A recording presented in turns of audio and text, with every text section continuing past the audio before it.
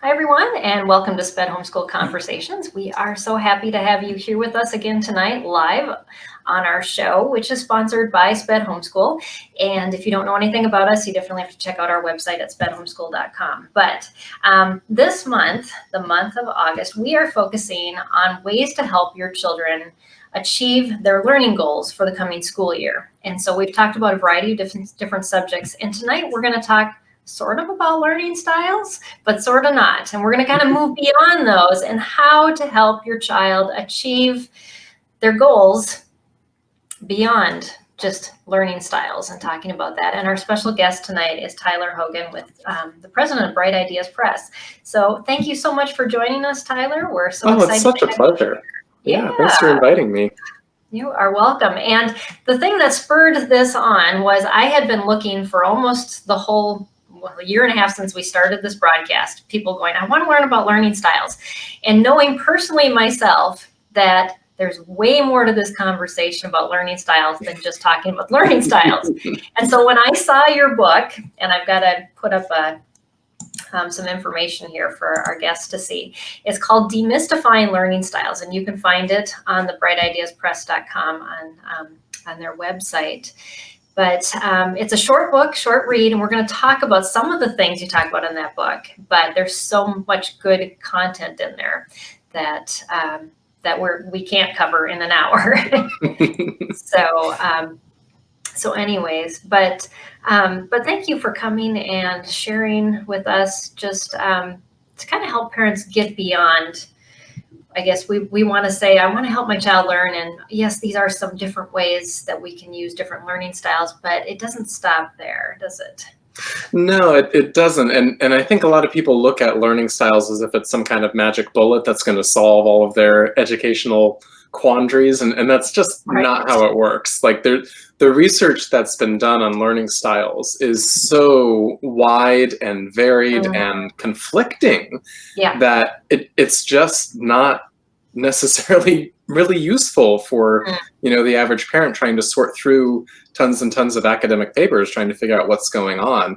And a lot of the popular conceptions of learning styles and how they're supposed to work don't always work the way that you would expect them to, and people can get really frustrated, and they're trying to figure out what modality is my kid, and they seem to do this but not that, and it can be really complicated and really confusing. So trying to cut through all of the clutter and find the useful parts of all of these many different theories, it's really challenging, and that's what the book is for. I mean, hence the title, Demystifying Learning Styles. Exactly. Yes, and that's what really caught my eye. And so like I said, we're going to be talking about that. But we first want to get to know a bit about you and about Bright Ideas Press. But you are not only a homeschooler, but you were homeschooled. I was, yeah. My parents homeschooled my brother and I. We got started in the early 90s in our homeschooling journey, and JB and I are both homeschool graduates, and I've got 5 kids, married another homeschool graduate, and we're homeschooling our whole clan now. But yeah, so my parents actually started Bright Ideas Press back in, I think it was 1991. Okay. So we've been publishing geography, history, science, literature, all kinds of fun stuff, K through 12. Your logo here too, so people can see what that looks like. Yeah, so we publish some pretty well-known stuff like The Mystery of History, the Christian Kids Explore Science series, North Star Geography, and then most recently, Demystifying Learning Styles. Yep. And that's the book. And I told you to hold it up because I bought the digital version, so I don't have anything to show you. But that's what it looks like. Definitely. Yeah. So you do some online stuff too as well? We do. Yeah, we have an online academy. We started a few years back. So we offer all kinds of fantastic classes for middle schoolers and high schoolers. So you can get pretty much all of your core classes and tons of really fascinating electives.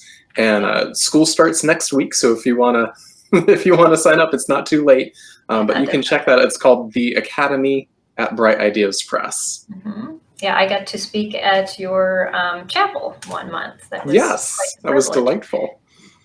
Yeah, we have a great time. We have some amazing teachers, just people who know their stuff, love teaching, love kids, and have a heart for the Lord, and just want to pass their wisdom on to the next generation. So they're just a delight to work with. That's great.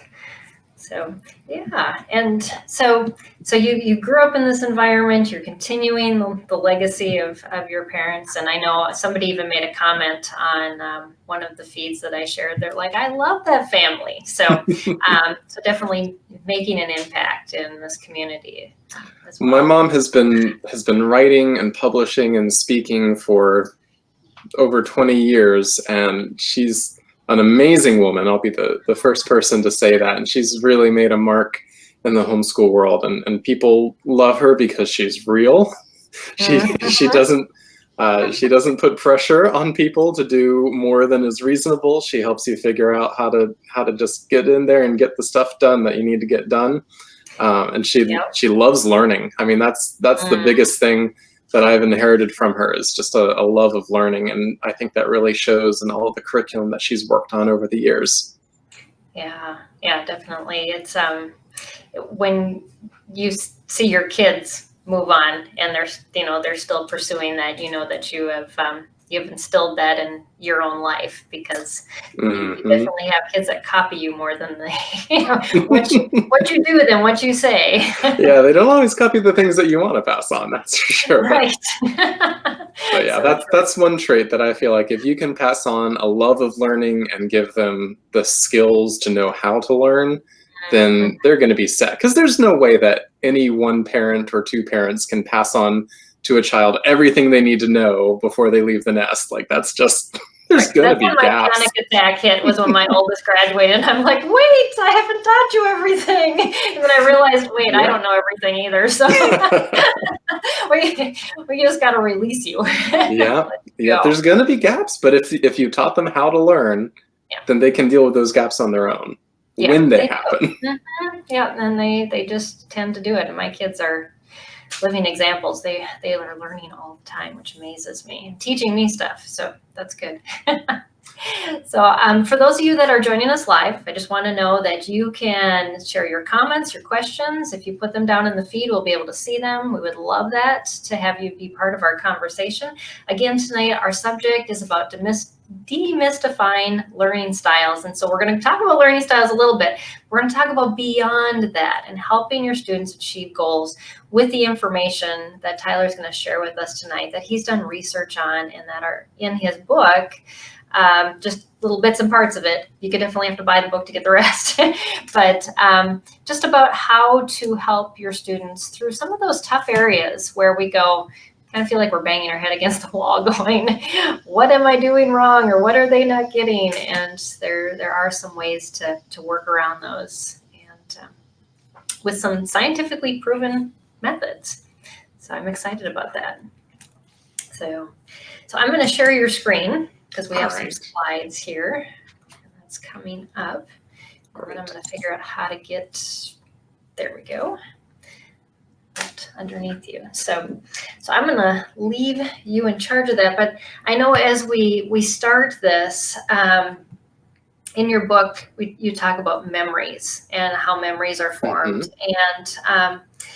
And that kids, even though they have good memories, they still forget. I was on a phone call this morning with a mom, and she's like, I know my son knows his math facts, but sometimes they're just not there. And so it's this kind of tricky thing. And especially when you have kids going through growth spurts, and when they hit those teen years, we sometimes go, what happened? And so we need to have different strategies for helping our students build their memories. And so what are some different ways that parents can work on that and improving memory? And that's a great question, because memory is, it's essential to learning, right? If we don't want things to just go in one ear and out the other, we need to have some way of retaining the information. And our brains are such amazing organs that God has just made to store amazing quantities of information, and not just dry, bland facts, but really useful pieces of living knowledge and experiences. Right, exactly. So one of the things that I really enjoyed learning about as I was doing the research for the book was the importance of connecting with our prior knowledge. So whenever we're learning a new fact, we don't come to this new fact as a blank slate, right? We haven't been a blank slate since we were a baby. Everybody is bringing context and some amount of prior knowledge to whatever the material is. And one of the best things that we can do to help our kids really understand the new material is to help them see how they have seen this material in action in the past. So what are the things that they can connect this to that they already understand? Right. Because when you're learning, it's like, imagine you've got this filing cabinet that is your brain, and you're pulling out a file and you open it up and you're wanting to put new information in there. Like that's the goal. We're trying to add to this filing cabinet. Yes. But that file folder has other bits and pieces of information. And part of the process of learning is figuring out which of these many different file folders does this new piece of information need to go into. Exactly. So when you help connect your material to something that they already know, you're doing them a great service because you're making it easier for them to find the right index entry, to find the right file folder, to put the new information in. And the beautiful thing about that is that when you open that file folder in your mind to put the new information in, you're also reviewing everything that's already in there. Yes. And that helps make those connections so much stronger. And this process is called elaborative rehearsal. So when you go in and you're connecting to prior learning and you're adding new information and you're going over how this new piece connects to the old piece, you're elaborating. It's not just, reviewing and saying these facts over and over again. That's a kind of rehearsal, but the elaborative is building new, deeper connections and showing how all this works together. Right. And that leads to something that we call free recall. So there's two kinds of recall. There's free recall and there's cued recall. So if I were to tell you in 1492, you would respond with Columbus sailed the ocean blue. Like which I never remembered. But I mean or one of those other real common ones is the mitochondria is the what? And the answer is it's the powerhouse of the cell. So we get these rote facts that we put in our heads. And when I give you the first half, that's your cue to give me the second half. So that's cued recall. Now, cued recall is useful in certain situations, like multiplication tables. That's a cued recall that you want to build. But if I want to really find out how much do you know about Christopher Columbus, or how much do you know about mitochondria, then just giving you that cue isn't really a good assessment of your knowledge. Right, because it's just a continuation of the little bit of information. Exactly. It's just how well do you know that one cue? Right. Free recall is, so tell me about mitochondria. And everything that comes after that and that whole conversation that's about to, erupt out of you after having studied mitochondria is your free recall. And when you have something in free recall, that's how you know you have it. That's how you know it's really made it in. Because you can open all those different folders and bring it all together. Exactly. And the way to do that, let's dig deeper with mitochondria, for instance. I feel like I have a close personal connection with mitochondria because here's some of the things that my mom did with me. We did a 3D Jello cell when I was in biology, probably like 4th grade. So we had a clear glass Pyrex bowl, filled it with green Jello, and had all these little different foodstuffs as the organelles. So like there was a hard-boiled egg for the nucleus. We had peppermints for some of the other little floating bodies around there. The wet spaghetti noodles were the endoplasmic reticulum. I only know what endoplasmic reticulum is because they were the wet spaghetti noodles, and they tasted really weird with the green Jello. And we had macaroni for the mitochondria. So that was thing number one. We had that hands-on experience that got my hands and my eyes and my taste buds involved. Second, we read a book called A Wind in the Door. It's the sequel to A Wrinkle in Time. Oh, okay. And it's such a delightful book. But the main character, Meg, her brother, Charles Wallace, is suffering from a mitochondrial disease. And you get to see what this disease does to him and how it saps him of all of his energy because his mitochondria aren't working and his cells aren't getting the power that they need to function. And he's going to suffer and eventually die if this disease isn't reversed. So that literature study that we did, combined with the hands-on project, combined with the lecture from biology class, combined with actually meeting someone in real life who had mitochondrial disease and learning more about, the non-book version from them, all help to form this idea of what the mitochondria is and what it does. And now I can tell you at least a little bit about them and not just wait for you to provide mitochondria is the what of the cell, and I just say powerhouse. Right. Yeah, because you're able to connect that to things of every day that you relate to on a regular basis, and then bring it into the context of the science experiment. But then the data that was shared after that sinks in to each of those places as well. Exactly. So every new encounter with this information builds new connections, adds more information to that file folder labeled mitochondria. And because we're engaging all of the senses and all of the different modalities, and we're doing this, spaced out over time, this didn't just happen, in the course of an afternoon, and then I'm expected to know it for the rest of my life. This is a process that took quite a while. We didn't, I don't think we even did the book the same year that we did the hands-on science experiment, but those connections still got made. That the longer you span out these things for your children to learn, instead of compacting them all into short times, you give their brain a larger capacity to integrate. Exactly. Yeah, and drawing on prior knowledge, even from years back, helps build those strong connections too. Right. Yep.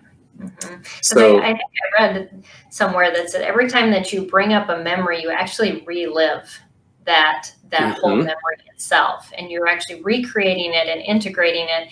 And so even like a bad experience that someone had, if you relive it but you're in a happy mode, you actually make that experience better. Which has really interesting implications for, trauma and therapy. Definitely. But also for education. Yes. Well, maybe your kids are getting over their public education, and you can help them with your homeschool. So those are two of the biggest things that we can do. Yeah, so improving memory, building on prior learning, using elaborative rehearsal with lots of new memories that you're building, and aiming for free recall rather than cued recall. Those are a few of the things that we can do to improve memory and retention. Another really important thing is minimizing ineffective cognitive load, which is a mouthful. Right. But, yes, so explain that, please. So cognitive load, we have working memory in our minds. So it's the list of things that are currently bouncing around our heads. And do you want to wager a guess as to how many things we can keep in our working memory simultaneously? Maybe 3 or 4. That's not far off. Depending on who you're talking about, it might be as high as 7 or 9. If your brain is ready and you don't have anything else on your mind, you might be able to get that high. But when we give kids a list of 13 words to memorize with their definitions, one of the things that happens is we overload their working memory. Like we can't learn that many new things at once. So one simple strategy is to work with your limits there and make sure that you're providing this is a chunk of information. Let's work on this chunk, master that before moving on to, the next set of 5 words or whatever the discipline might be. So cognitive load, the load is how much of that, 5 to 9 open spaces in your working memory, how much of that is in use? So you might have some free space in your mind, or it might be loaded. Now, there's 2 kinds of load. There's effective load and there's ineffective load. So the effective load is what I'm supposed to be thinking about, right? This is what I want to be working on. The ineffective load is all of the other things that are just taking up space. Right. It's like having those multiple browsers open that you shouldn't have open on your computer. Yes, and like 3 of them are playing music and one of them has a weird smell coming from it, and and sparks are flying out of another one. Like, but they're distractions is really what it boils down to. And for our kids, they have a bazillion things on their mind all the time, and they're not even able to articulate a lot of them. But part of that ineffective load might be, it might be physical. Maybe they're hungry or thirsty or need to go to the bathroom, or their shirt is too itchy. Like, that takes up space in their working memory. It does, and that's why so many parents find that those bouncy balls they sit on versus an uncomfortable chair, it really helps with memory and thinking. Yeah. So or buying those seamless socks and Yes, exactly. Or not wearing socks at all, because you can do that at school. Yeah.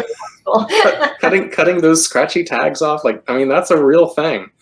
Some people look at us like we're nuts for needing to have our clothes feel a certain way, but it's a real thing. Yeah. And sometimes, so physical sensations might be ineffective load, and you can minimize them using those kind of strategies, or get a snack first, or what have you. Some of them might be emotional. If you had, if your kid had an argument with their best friend or with you, that's on their minds while you're trying to teach them math lessons. Right. So what I say is, if you're doing a biology lesson on elephants, you need to herd the elephants in the room. Oh, so true. Yes. Before you get to the elephants on the page. So, maybe that means for the first 5 minutes of your lesson, you just sit and listen to them talk about what's on their mind and pray with them. That's a very good idea. Yeah. I mean, it's such a simple thing, but, as homeschoolers, we have the liberty to do that. It's not like anybody's looking at our lesson plans and saying, oh, you didn't spend all 50 minutes of this period working on the right thing. Right, exactly. If someone's looking that closely, then that's their problem. It's okay to spend the first 10 minutes of class getting them, the term is learning ready. And that's such an important concept, because if they've got a bazillion things on their mind and they're hungry and they had an argument with their best friend and they're worried about this other thing going on at home or in their sports team or what have you, they're not ready to learn. So you got to deal with that. So those things that are taking up space in their minds, and not that you can solve all of the world's problems in 5 minutes before class, but you can at least let them get it out and say, you know what, that is a great discussion. Let's put that on the back burner and we can come back to that when it's an appropriate time to deal with this. But I want you to know that you're heard, and we will get back to that. Right. It allows them to put it off to the side versus it being something that's taking up that constant spinning wheel in their head, that the information they should be learning should be taking up that spot. Exactly. And especially for teenagers, when you start getting into kids who want to have their phone at the table while they're trying to do their homework. Oh, yes. Their phone is not going to be effective cognitive load. I mean, yes. There's just no real way around that. It doesn't help. Right. Now, playing some music in the background might help. In fact, a lot of kids do much better when there's some light noise or some, lyricless music or rock and roll. Some people have, everybody has their preferred level of ambient noise, but, checking Facebook isn't going to help you get your studying done. Oh, goodness, no. Yeah, it's a big waste of time.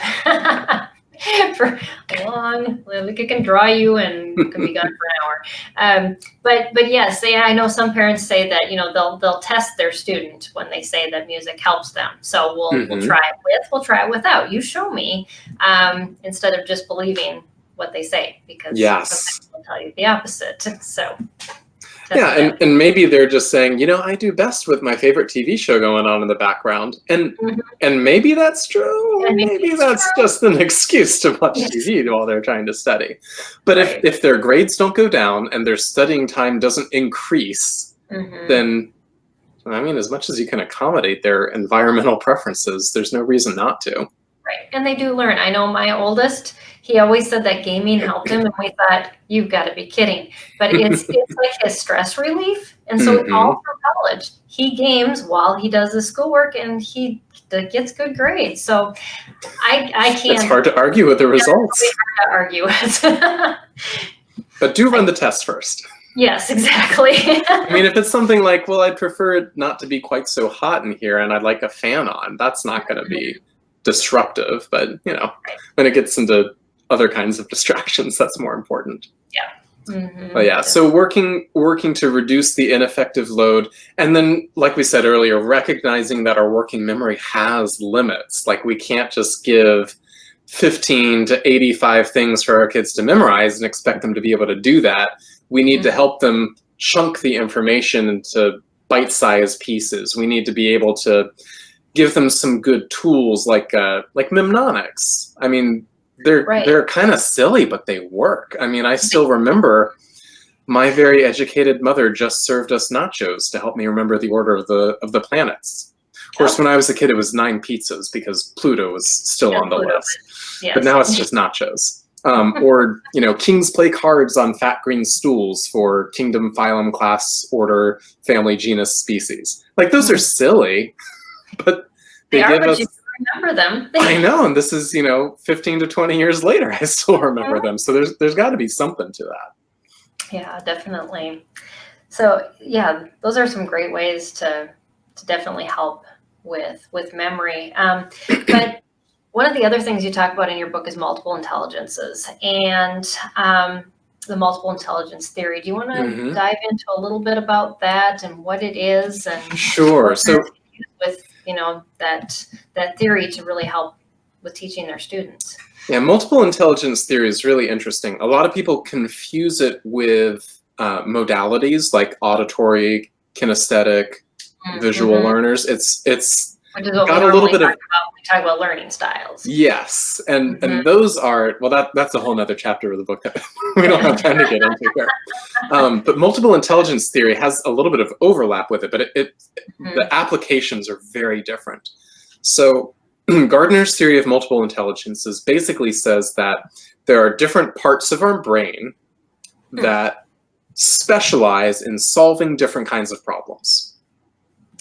And he has a list of 9 different intelligences, and it's not an exhaustive list. He's the first one to say, there may be more that I haven't codified, and people are always researching different kinds of intelligences. But his list is linguistic, logical mathematical, visual spatial, bodily kinesthetic, musical, naturalist, interpersonal, intrapersonal, and existential/spiritual intelligence.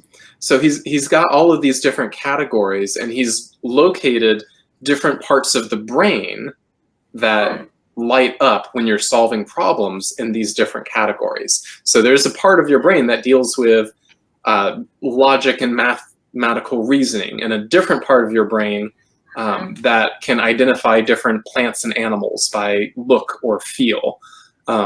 Another part of your brain that is good at introspection, and a different part of your brain that helps you read social cues and learn how to communicate to others with empathy. So all of those different kinds of intelligences, we all have different strengths and weaknesses, right? Nobody has all of those at the highest level. I'm like, yeah, we can all say that somebody's intelligent if you if you move it beyond just where school says people are intelligent, because then this goes beyond, those stereotypical of, math smarts or, Yeah, well, I mean, if you look at, intelligence tests, they're almost always looking at linguistic and logical mathematical and maybe visual spatial. Yeah. But everything else is that's not going to be on the SAT. Like, your ability to tell if somebody is feeling sad does not get measured on standardized test taking. Which is so sad, because that is an important quality, and we just look over those things, and I think that's something we talk about so much in our community, just with children who especially struggle in those areas that are tested so often, is oftentimes we see them flourishing in those other intelligences, and we have to be able to help them to build those skills instead of saying you're not good enough because you aren't good at these skills. Yes. Yeah, that is absolutely crucial, because like you said, being able to appreciate what our kids' unique strengths are makes it's such a huge difference in how we shepherd them. And I say shepherd instead of teach here, because this has to do more than just academics. This is about understanding and knowing their hearts and being able to connect with them on a deep level. Right. So when we know what our kids' strengths are, first off, we need to recognize that our kids' set of intelligences might be very different from our own. Exactly. And that always comes as a surprise to us. But yeah, our kids are not carbon copies. Like, they'll pick up a lot from us, but they'll also pick up a lot from our spouse and maybe from, great Uncle Jed and his strange hobbies that nobody else in the family ever got into. Like, my daughter was an artist. We look at each other and we're like, I can draw a circle, and my husband, that's about all we can draw between us. And like, where did she get this? But my mom is an artist. So I can't teach her because I don't even know how to do that stuff. No, but when you recognize that is one of her smarts, then you're able to still shepherd her. You notice, so you can get her art lessons, you can get her the books, you can get her the tools, and you can let her devote the time that she needs to in order to really flourish with that intelligence. And you can use it as she's doing her other schoolwork. And if she wants to do an art-based project, and that's a way that she's going to connect with it and feel motivated, fantastic. So just being observant about that sort of thing and paying attention to what our kids' strengths are and encouraging them is huge. Especially, I know it means even more to kids when they realize that it's not a strength or an interest or a talent that their parent shares. One of my daughters, she has a very high naturalist intelligence, and she has been for years collecting bugs. And she's got a trophy case in her room that's her nature collection. So she's got bird's nest and alligator jaws and bugs pinned up on cardboard, and like the things that she's got a whole list of feathers and shark's teeth and like all kinds of stuff. It's incredible. I hate bugs, but she knows Daddy loves me. Daddy thinks it's cool that I do this. And even though Daddy doesn't want to, help me dissect this thing, he's still for me doing it. And I think that goes a long way for our relationship, and for her to know that weird thing that she's into is still valuable.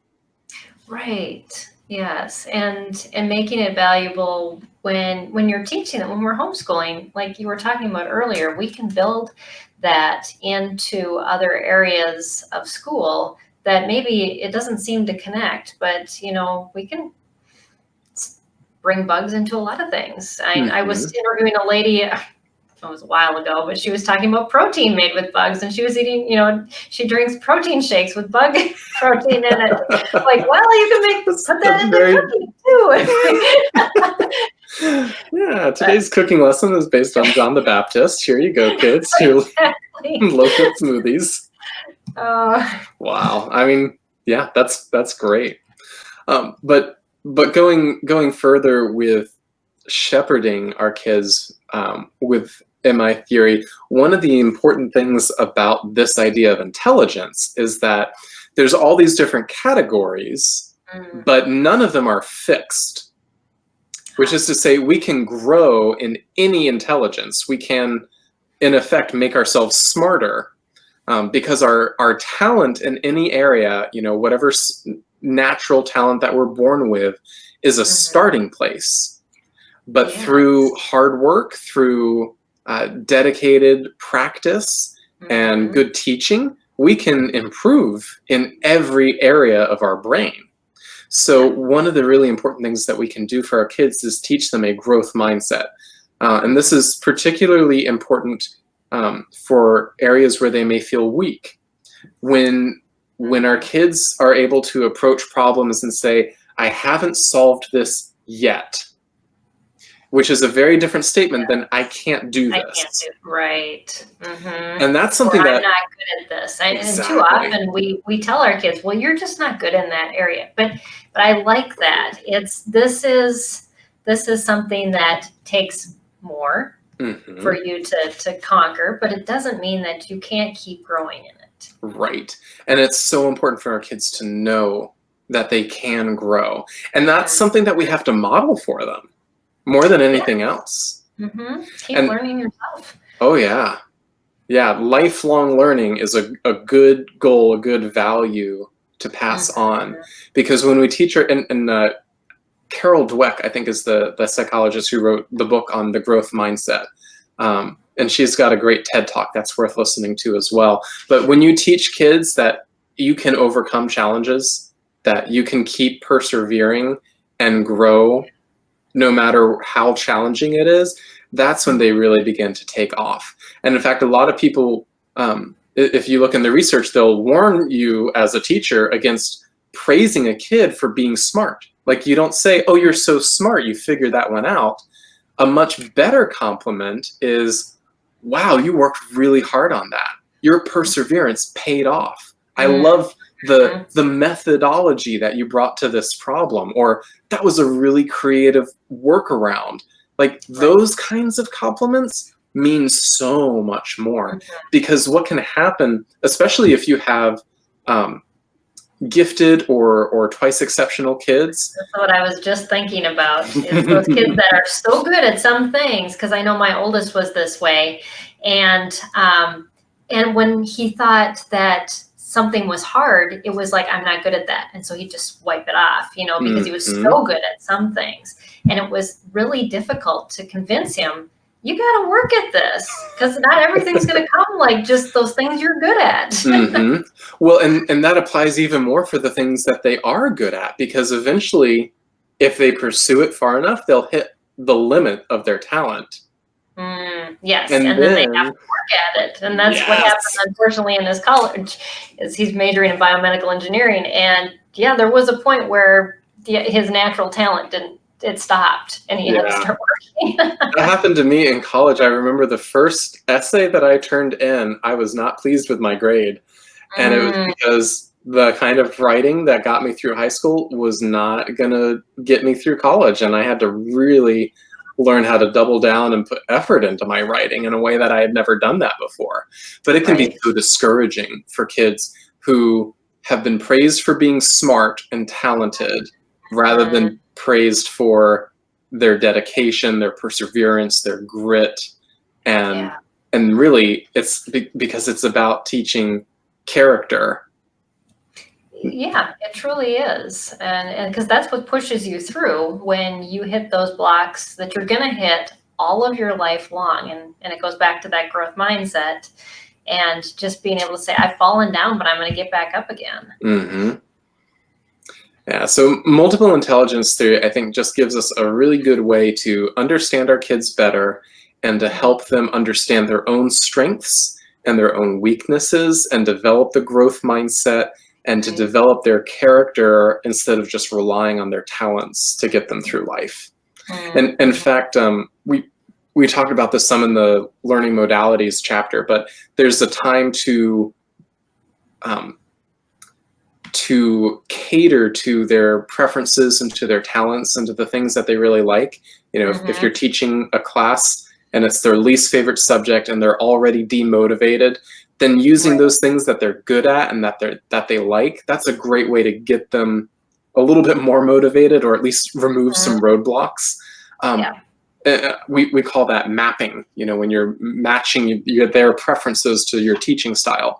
But there's also a time for flexing their mental muscles and giving them a challenge that they're not going to like, but it's going to be really good for them. And that's where we move beyond the learning styles, because I think when traditionally we talk about learning styles, we talk about, or just giving a child all this information based on where they do good.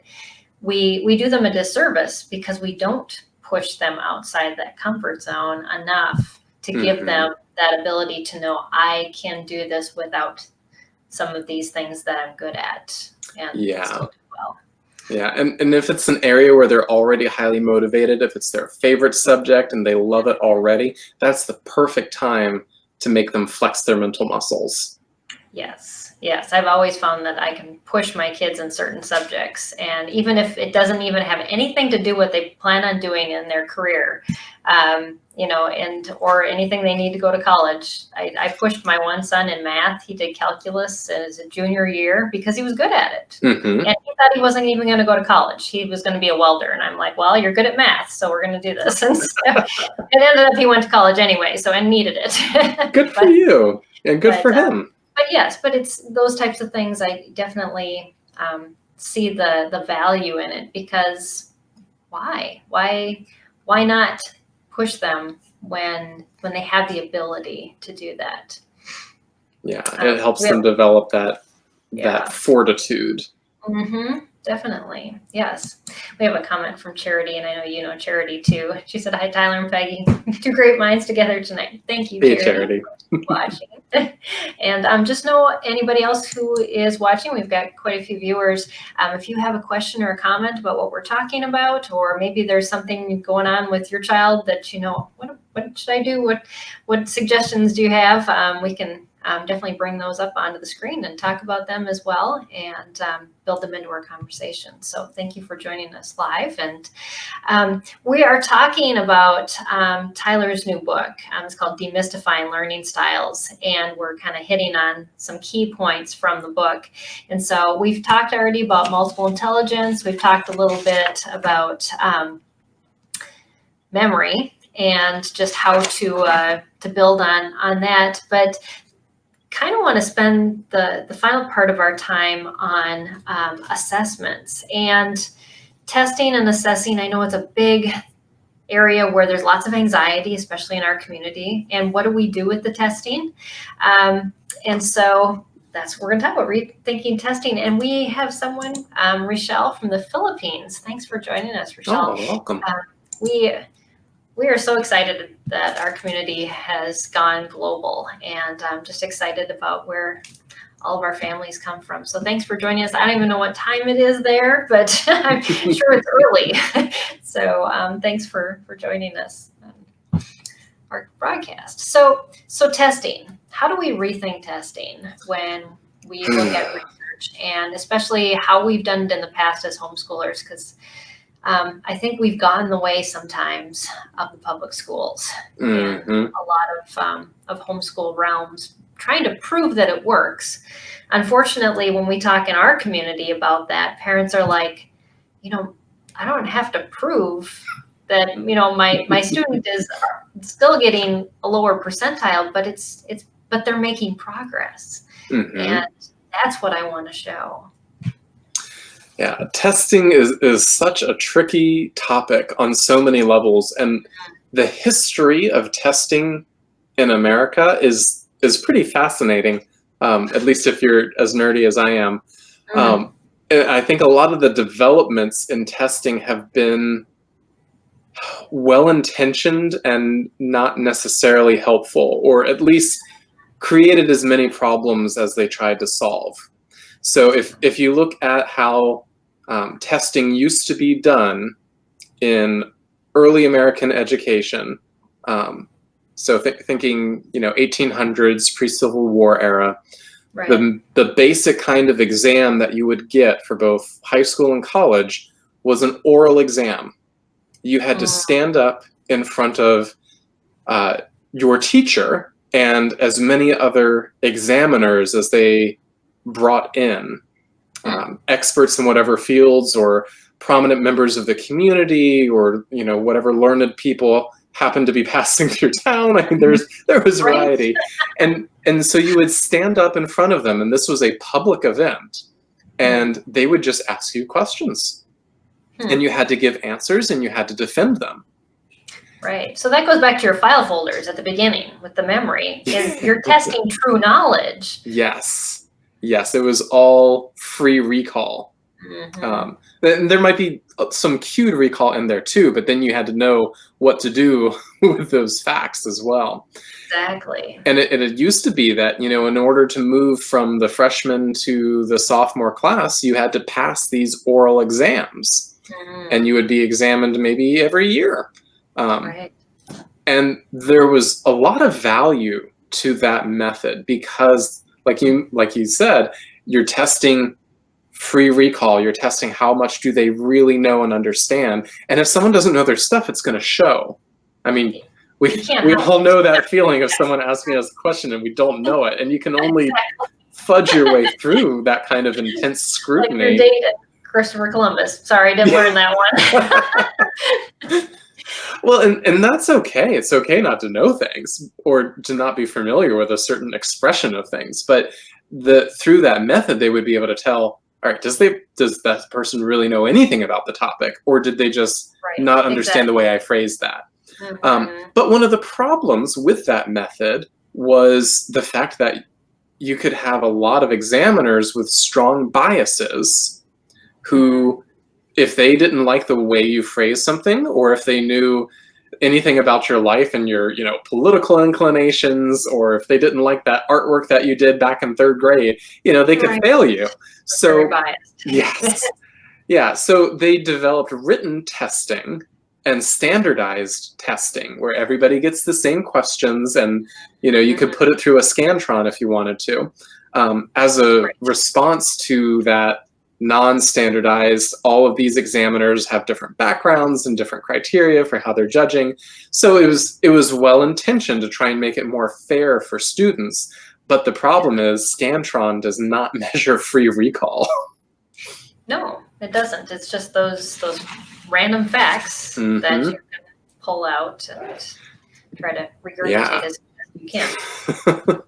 So now the problem with both of those methods, both oral exams and Scantron stuff, is they may do really well for certain kinds of people. Like if you have a student with high interpersonal intelligence, they might be able to fudge their way through a lot more because they can read the room and react to the room.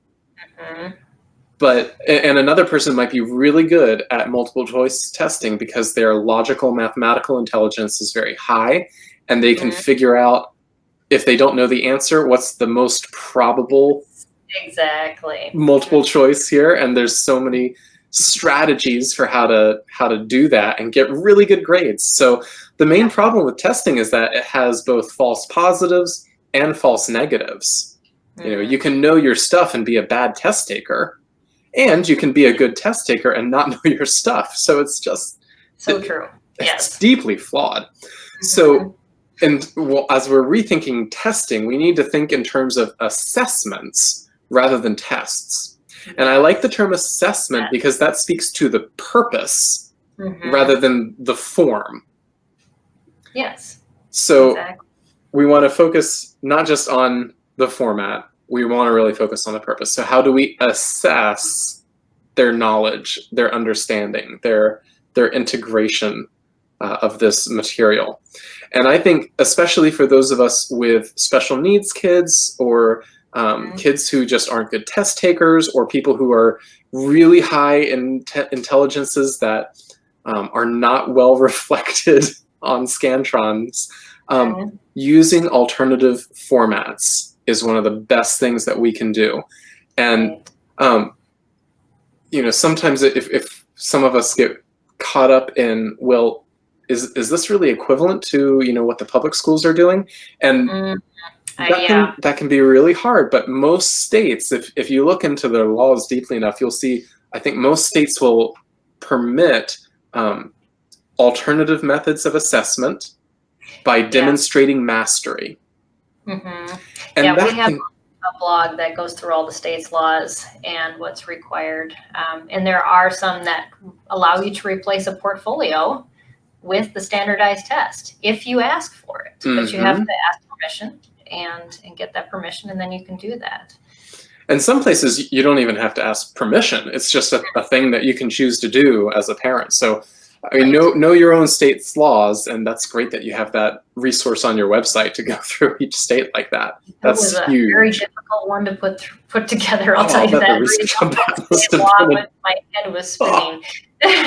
I'll bet. I mean, I've looked through Delaware because that's where I live, and it's a tiny state, but the laws are just it's a lot to look through. So alternative formats, those can look like a lot of different things. I mean, we've talked about oral exams already, but if you've got an auditory learner or someone with good interpersonal intelligence or just high linguistic intelligence, that might be a really good method for them. Is just, and you can even, if there's a test in the book, take the test and ask them the questions verbally. Yes. And see where they go with it. Definitely. It might take a little bit of rephrasing, just giving them true or false and having them say true or false isn't really any better than having them do it written, but asking them the content of the questions and, well, why was this false? Why was this true? Tell me more about these things. That's assessing. Exactly. So oral exams, you mentioned portfolios, especially if you have, a kid with an artistic bent. Those are great. Let them demonstrate all of the things that they have seen and can put on paper. Doing a gallery exhibition and taking good pictures, hang up all of your artwork and diagrams and dioramas on the hallway wall, and let's treat this like a gallery. Like, that's a cool, fun thing that kids can get into. Yeah, and I love doing PowerPoints as assessments. It teaches them a skill. And then they have to learn to present. My daughter does that. She does the best for research when she has to put a PowerPoint together.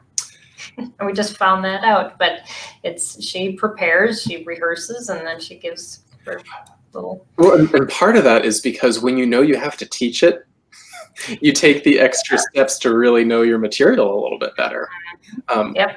Wiki projects are another cool thing that I've seen popping up more and more, where students create their own wiki on a topic. And part of the assessment as the teacher, I'm not just looking for the quantity and quality of all of the articles that they've written, but I also want to see what articles have they linked together. Right. What topics do they think were interrelated, and how did they want to organize this information? Like, that tells you, the links that they put in there tell you almost as much as the paragraphs do. Yeah, definitely, because they're thinking beyond the subject itself and how it relates to a broader topic. It's very meta. Yep. If you don't want to do something as complex as a wiki, something like a thesis or a research paper, if you've got kids with linguistic intelligences or who prefer to express themselves in writing, that can be really helpful. Just phrasing the questions so that they're good research questions becomes the important part that you're doing as the teacher, so that it can be a really useful assessment for them. Capstone projects, performances, dramatizations, take this information and put it on stage however you so desire. Rope in all of your siblings if you need to, and let's see.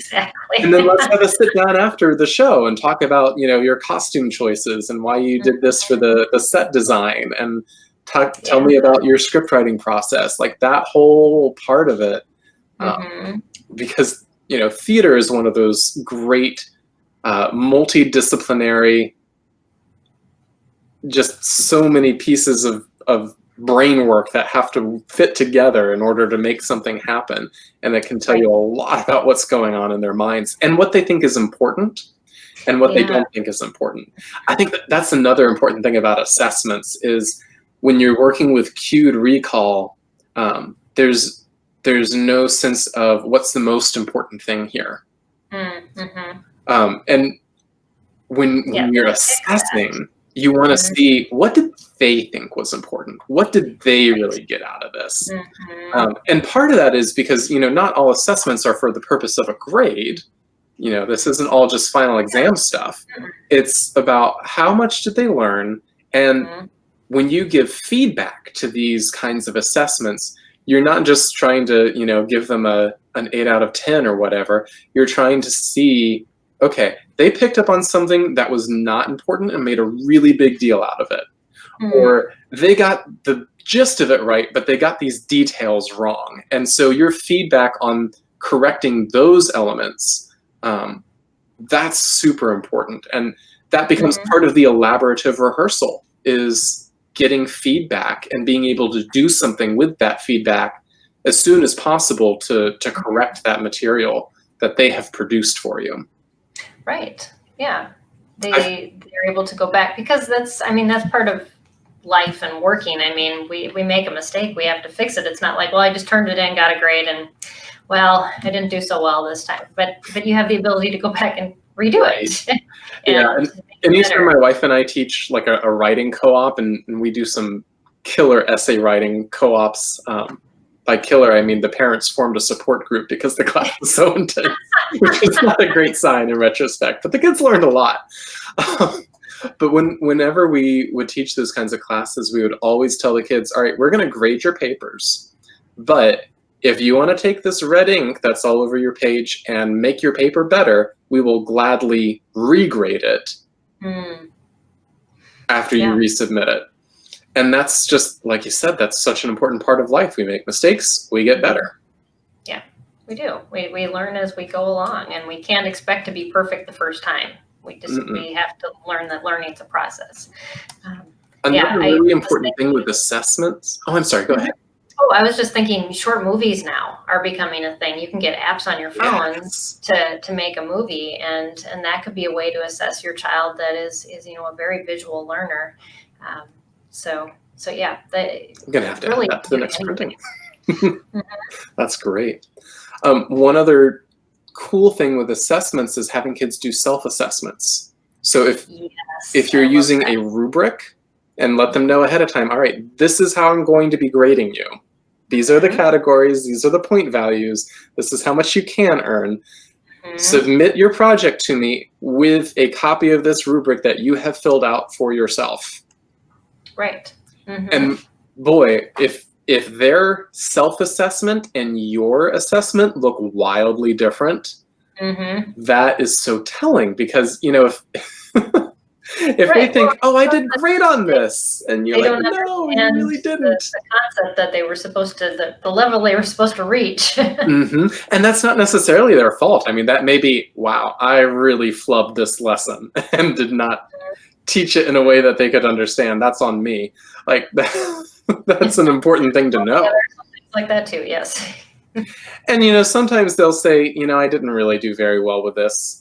And that's just, low self-esteem or being hypercritical of themselves talking. And so that's a chance for you to shepherd them and say, no. You gave yourself a 3, that's at least a 7. Like, don't be so hard on yourself. This is really good work that you should be proud of. Like, there's so many good shepherding opportunities in assessment and feedback. Yeah, that definitely, it gives you a window into how they're viewing their own work too. And I like that idea. It's definitely good. Rizel shared something. She said purpose, then format, and a thumbs up. But testing really is. It's about the purpose. And I know we in our community too, we've started telling parents to start writing IEPs to track goals for their children. Because a lot of times we don't use one set of curriculum to reach a specific learning goal for the year. And so assessments are usually built into that. But it doesn't mean the assessment has to look like a test. It can look like a variety of different things to prove that student is gaining ground on that goal. And it doesn't mean they're perfect at it, but it means that they've made progress. Yes. And so these alternative formats of assessing are really good ways to kind of step outside the box and to really understand what they truly know. And really building in that self-assessment, I think, is so important, because a lot of times we have kids who are feeling very bad about their own lack of ability to do things at a regular rate. I mean, they look at the grade on the book and they're like, oh, I'm only doing 3rd grade math. I'm in 7th grade.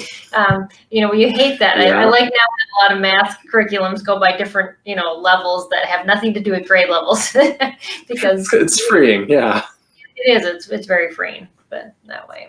Well, and that segues right into the last bit here, adapt the curriculum. You as the parent know your kid better than anybody. You know what's going to serve them well and serve your purposes well. Right. A lot of times we get so wrapped up in, well, this is what the book said. This is what I'm supposed to do. This is what I have to do.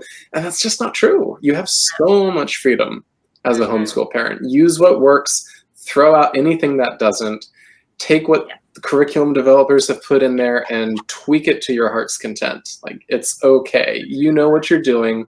You can trust yourself at least a little bit. And this is coming from a curriculum developer. Exactly. So. Yes. Oh, man. When I was doing North Star Geography's test group, those poor kids, I gave them all of the assignments and they had to do everything. And it was so much because I needed to test it all, and man, it was awful. Never again, huh? No, really not. I wound up giving them 2 high school credits in geography because they had put in so many hours doing all of that work. They totally earned it. But yeah, that's part of our curriculum design philosophy is we always throw in more than any one family could ever hope to accomplish in the school year. If you're doing it all, you're doing it wrong, because that's the fastest way we know to burn out.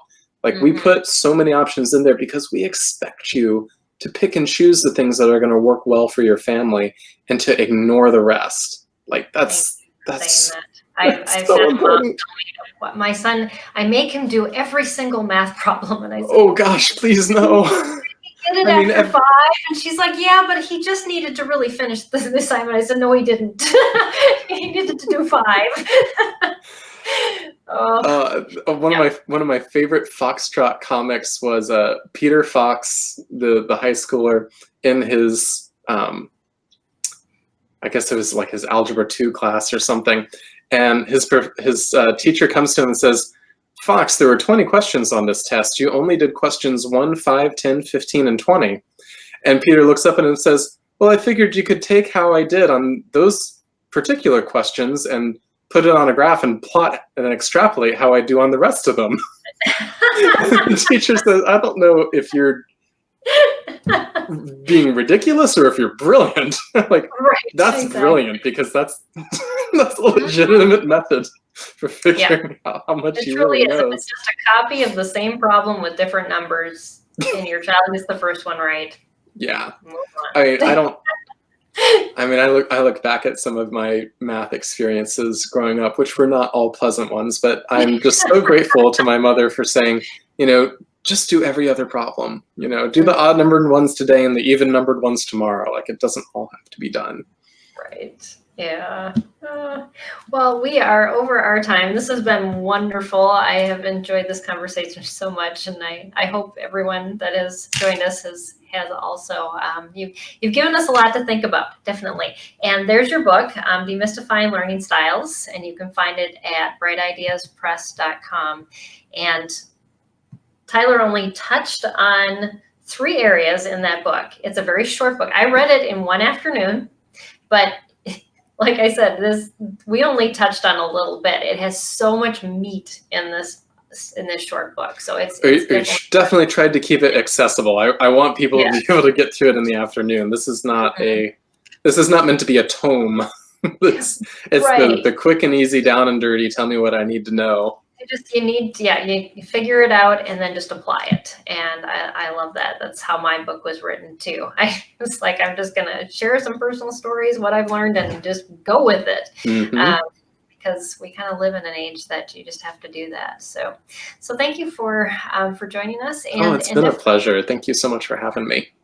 Yeah, we appreciate it, and for everything that your family does to help the homeschooling community. It's we do our best. This is an important movement, and we have been so blessed by homeschooling, and it is so much fun to be able to be a part of other people's homeschooling journeys. So if you ever want to contact us, you can reach out to us at our website. We're on all kinds of social media, and I'd love to hear from any of you. If you guys have questions about the book or anything else, feel free to reach out to me.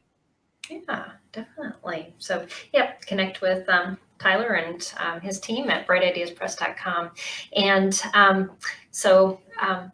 thanks for joining us, and thank you for all of you for joining us here live, and for those of you that are watching, thanks for making it to the end. We do this every week, and next week we have another guest. We're finishing up our topic of helping your student achieve their goals, and we're going to be talking about teens next week, and how to use effective methods for coaching your teens towards independence. And we have a life coach named Renee Sullins, who is one of our partner organizations as well.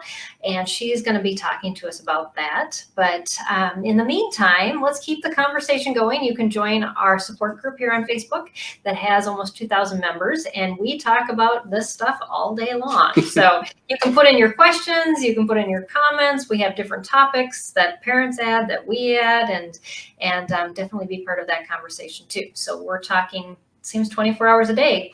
Like Rizal, who is joining us from the Philippines, she asked, is it available as an ebook? It is indeed. It is. That's how I got it. So, but yeah, definitely check out the brightideaspress.com, their website, and you can find it there as well. So thanks everyone for joining us. Thanks again, Tyler, for your time. It's a pleasure. Appreciate you being here, and we'll see you all again here next week. Take care. Bye, everybody. Yep.